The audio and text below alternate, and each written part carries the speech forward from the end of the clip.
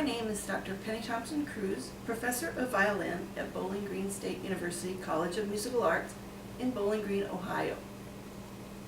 I invite you to check out my website, contact me via email, phone, friend me on Facebook, like the BGSU Violin Studio, and follow me on Twitter at BGSU Violin. We have many exciting events scheduled at BGSU this year that I hope you can attend. I also would be happy to give you a lesson if you could come to campus. I made this video to help violinists prepare for the upcoming auditions for the Northwest Ohio Regional Orchestra. To be considered for the ensemble, an audition must be submitted on a CD. CDs submitted for this blind audition must be playable on a consumer-level CD player. Other file formats such as MP3, WAV, and MP4 are not acceptable and will result in the rejection of your application. For any application, always follow the directions precisely. To maintain the integrity of the blind audition process, indicate the name of the performer, instrument, and school on the CD case only, not the actual CD. Recordings will not be returned. All CDs must be postmarked by September 26th and mailed to Michael Smith at Perrysburg High School.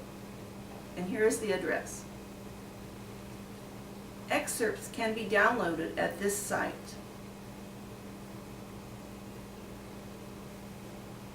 For the 2-octave C major scale, I would recommend playing the entire scale in third position with vibrato at a moderate tempo that is comfortable for you. You can also choose to play your scale starting in first position, but make sure your shift is clean, ascending and descending.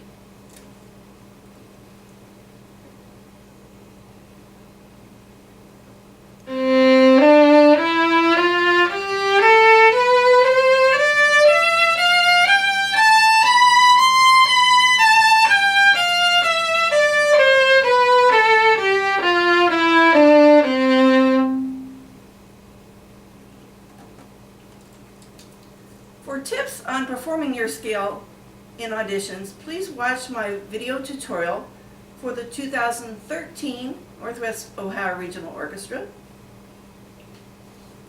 I discuss how to tune precisely and how to practice with tuner drones. This video, as well as the one I did for the 2013 Northeast Ohio Regional Orchestra, have general information about playing auditions. Prior to this year, the Northwest Regional Orchestra auditions have been live. Submitting a recorded audition involves other issues which I would like to address. Ask your school music teacher if he or she plans to assist with the recording process.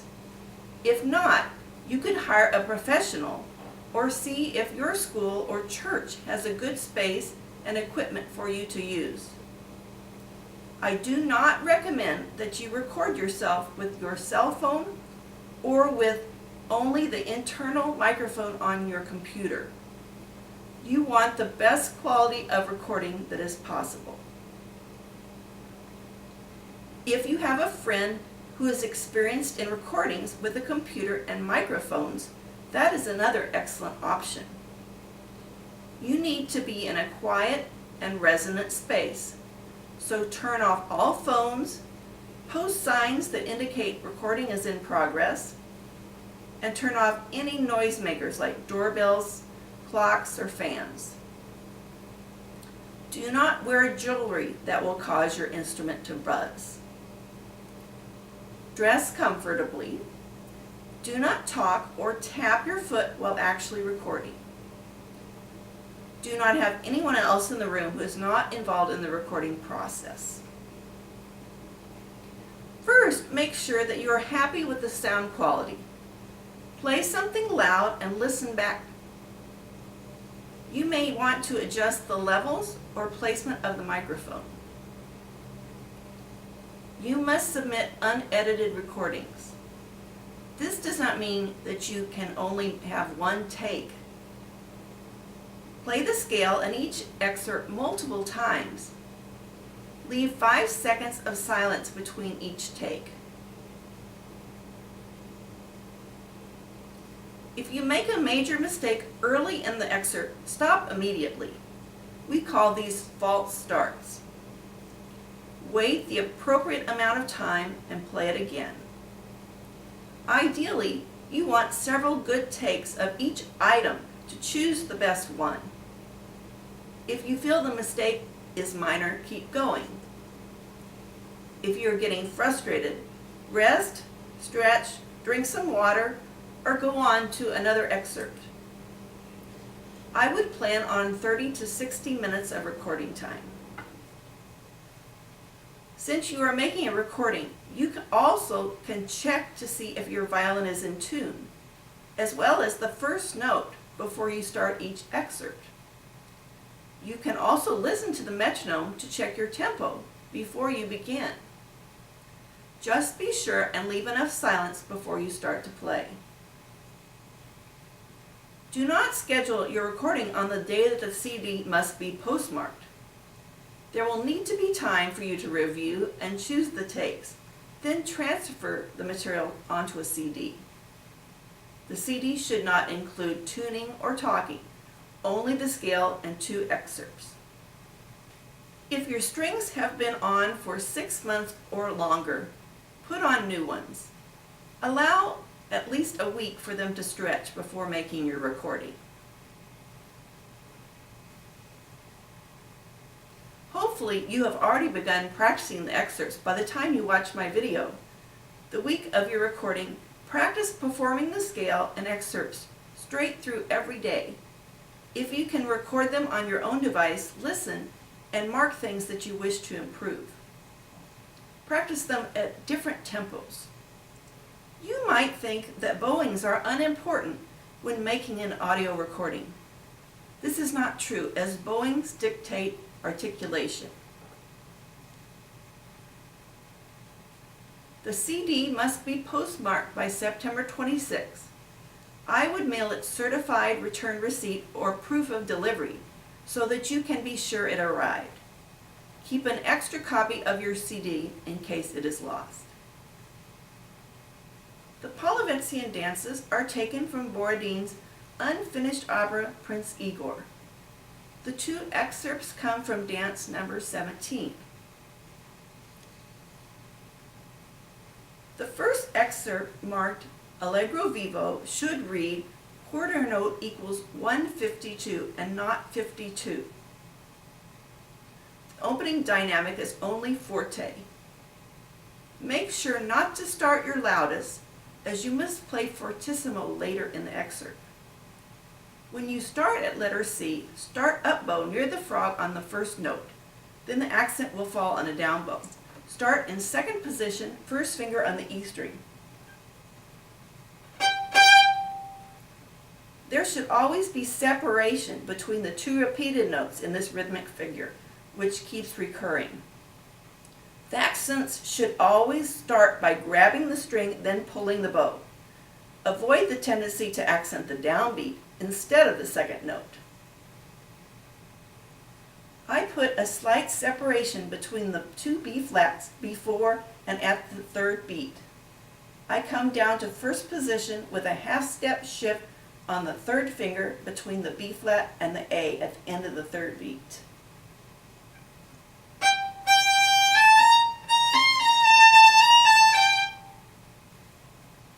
In the second measure, use open E followed by 1043, 4012. O, O, 1, O, 4, 3, 4, O, 1, 2. Now you're going to replace the G from the second finger to the first finger. On the 3rd and 4th beats of each measure, that has 16th notes. Use an equal amount of bow on each beat.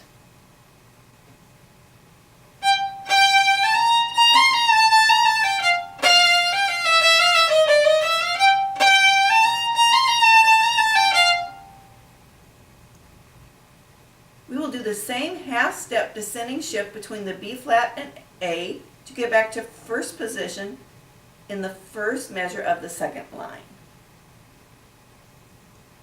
Intonation is a challenge in the fourth and fifth measures.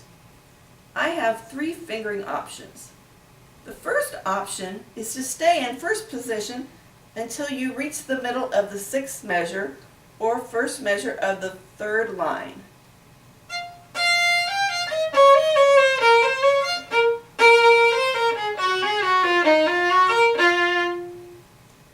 Practice all of the notes in an ascending order.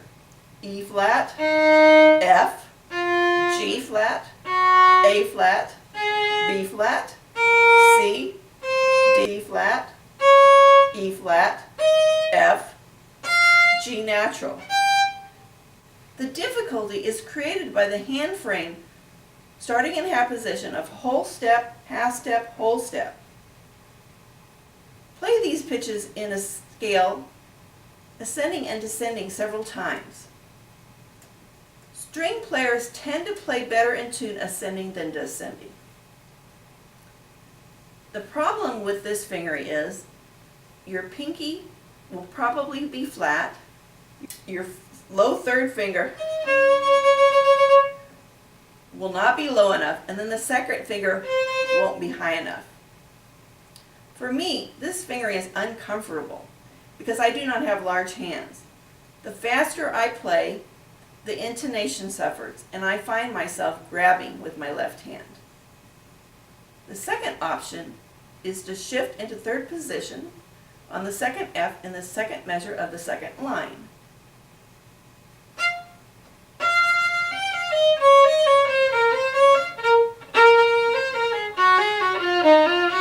And then go back to first position on the next line.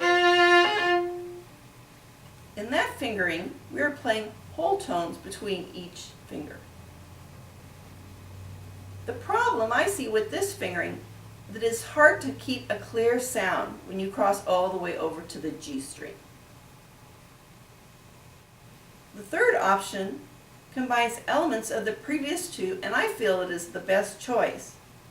Shift into 3rd position on the 2nd F natural in the 2nd measure, the 2nd line.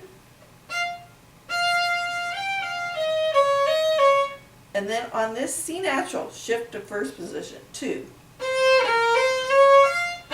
Then shift back to 3rd position on the D string for the 2nd B flat. Shift to first position on the F. And then you end up in first position on the next line as well. This fingering avoids the G string and the uncomfortable finger pattern.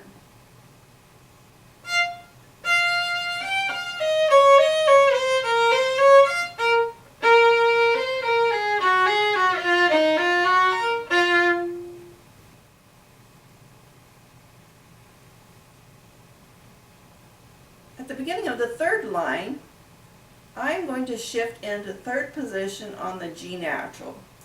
And then I'm going to have a low 1, then I'm going to go back to 3rd finger, first position.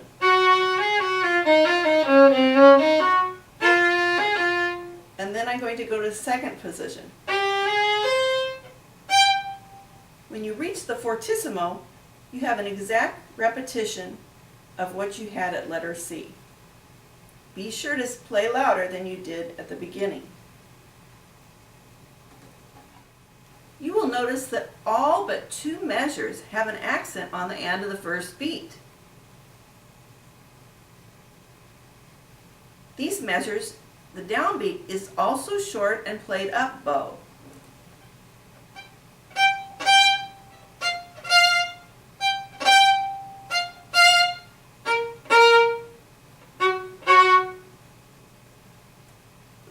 The other 2 measures, which are the first and third measures of the third line. The accent is on the downbeat and the and of the third beat. Be sure throughout the excerpt that you don't accent any ties, and all shifts in this excerpt should be very clean. In those two different measures, the downbeat accent comes on an up bow, so you'll have to work even harder.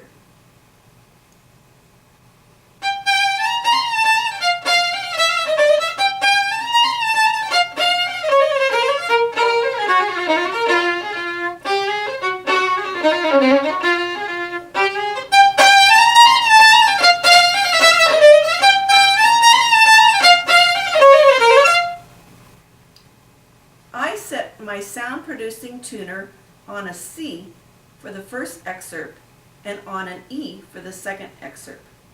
This helps me check my intonation in shifts, positions, or hand frames that I find more challenging. I practice extremely slowly and softly when playing with the drone. The second excerpt is later in the dance and marked più animato, more animated, and the quarter note equals 176. The excerpt begins forte. Once again, do not start your loudest so that you will not be able to crescendo to fortissimo. Notice the accents in the first three measures. Each offbeat three-note group starts with an accent and needs a vibrato. I would start up bow near the frog for each one, but down up up is also an option if all notes are short.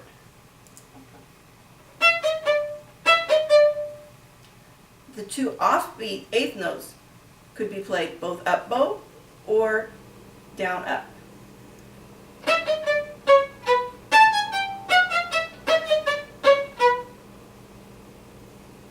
You will notice that I only play the top part in the second measure. Do not play double stops. The fingering that I am using from the beginning: 4, 3, 2, 2, 1, 3, 2, 1, shift, third position, 3, 2, 1,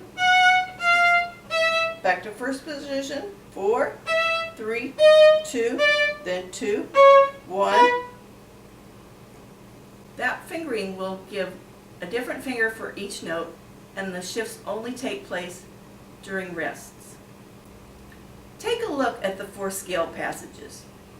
They will be played on the string, adding more forearm as you crescendo. The first one has a 16th note rest on the downbeat and starts on a low C sharp.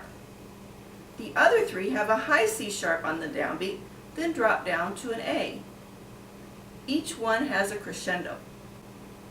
After the first scale, we crescendo to fortissimo at letter Y. In order to crescendo on the other scales, you must drop back in volume when you go down to the A.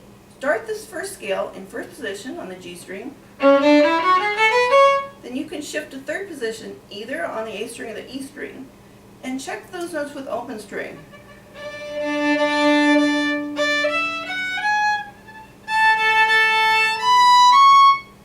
Then I stay in third position and through the end of the measure.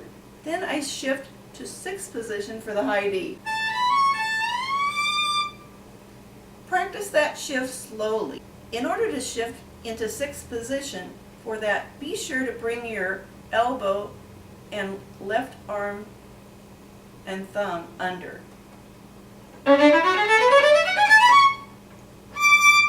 Or you will get stuck.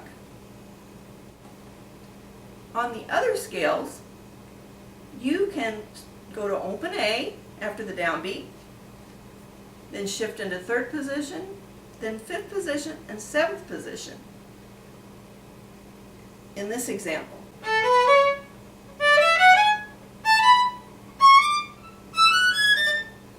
1, 2, 1, 2, 3, 4, 1, 2, 1, 2, 1, 2, 3, 4. The other option, we end up in fourth position from the C sharp downbeat and cross over the first finger to the D string. Then you only have this one shift. The note after the second scale is a D, which is sixth position, just like the melody was at the end of the first line or at letter Y. But after the third scale, you will go back to B, which is fourth position. You will want to practice each of those shifts slowly and carefully. In the melody at letter Y, D, E, F sharp, G sharp are all whole tones. We should try to think crescendo on the down bow, going towards the high G sharp. Pay attention that you have duple eighth notes and triplet eighth notes. Vibrate this melody and use a lot of bow in a singing style. Keep in mind shifts should be clean. After you play the first measure of letter Y in sixth position,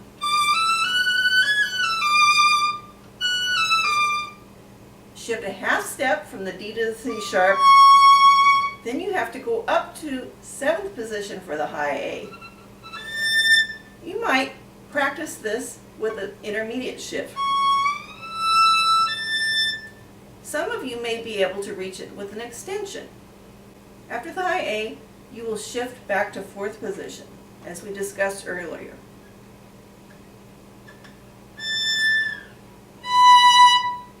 And this entire second measure will be in fourth position. The descending shifts to fourth position, the shift to the high A, as well as the scales, will greatly benefit from slow practice with the tuner drone. Practice all of these scales and the note that follows to compare how your hand feels in various positions. Practice scales up and down. Use slurs and various rhythmic patterns.